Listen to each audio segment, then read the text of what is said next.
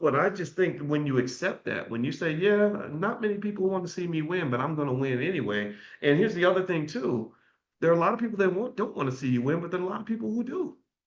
There are a lot of people out here that don't want to see me succeed. Sure, absolutely. But I got a lot of people who do. Right? So why would I spend more time thinking about the people who hate me than I spend thinking about the people who love me?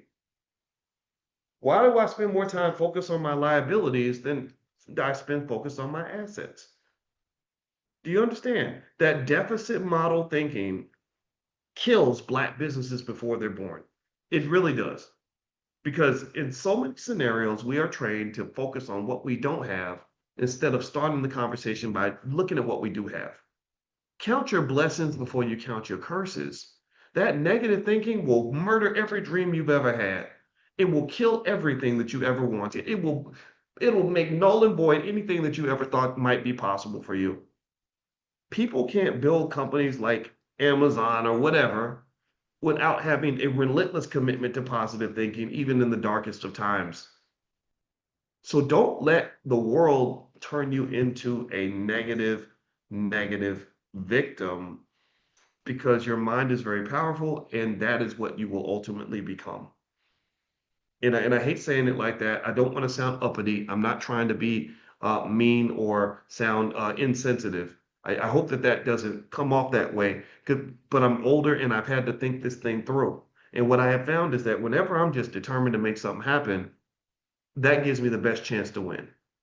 Right. So that resilience is critical. So make sure when you're talking to your kids about the entrepreneurship piece and everything else, make sure they understand what resilience looks like. Resilience really means that when I pick like this goal, like my goal is to have the successful company, I'm really marrying the goal. I'm really making a vow and a commitment through sickness and health, for richer, for poor, to death do us part, till my casket drums.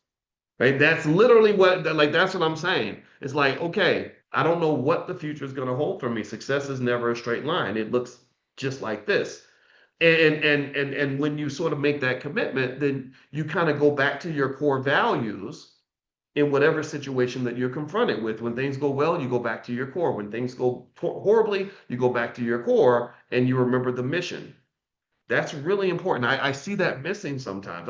I get tired. I swear, if I had a nickel every time I heard somebody say, "Well, you know, every time we build a Black Wall Street, they burn it down," I'd be a billionaire. I don't want to hear about that. I want to hear. I don't want to surrender to racism. I don't want to honor racism by saying that there's nothing I can do because they're going to stop me every time I try to do it. What? How do I benefit from even thinking that way for a second? If you look throughout the world at any community that has been successful, they always had those resilient people who are determined to rebuild. If you remember after 9/11, just think about 9/11 when they tore down the Twin Towers.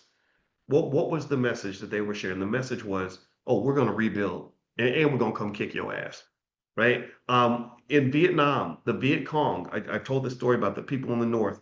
They didn't understand. They said every time we blow up a bridge, the bridge would just reappear. And they said we had saying in Vietnam, if they blow it up, we will rebuild. If they blow it up again, we will rebuild again. And that's just commitment. That's what commitment looks like. And so it's really hard to build a company if you don't have that kind of commitment because I promise you, things will go wrong. You're going to have constant threats of things that could go wrong. That's going to sit with you. So the ability to process that and stay cool throughout the process and stay focused, that is an art form that is no less important than going to business school.